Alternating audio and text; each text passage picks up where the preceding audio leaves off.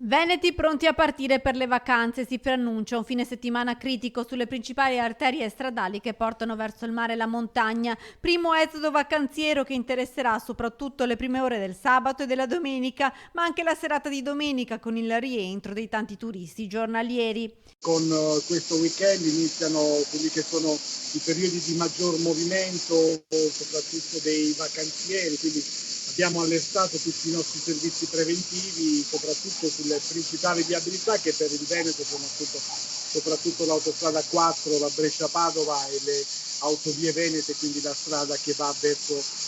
Trieste e la Slovenia per intendere. Per questo la Polstrada del Veneto ha potenziato i controlli sulla 4 Brescia-Padova, sull'autostrada in direzione Venezia e Trieste e sulle strade provinciali come la Romea verso Chioggia e Sottomarina e la Monselice Mare. Già dalle prime ore del pomeriggio di oggi, nonché tutta la mattinata di domani, avremo sicuramente un'importante intensificazione. La giornata di domenica sarà caratterizzata anche dai movimenti giornalieri, quindi il traffico intenso la mattina, traffico intenso il pomeriggio fino a tarda sera per i rientri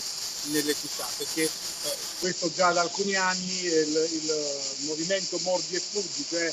partire la mattina e rientrare la sera ormai è diventato un fenomeno consueto. Il consiglio della polizia stradale è di mettersi alla guida riposati, scegliendo orari più freschi come la mattina presto o la sera e di fissare sempre bene i carichi pesanti come valigie e biciclette spesso legate al tettuccio delle auto.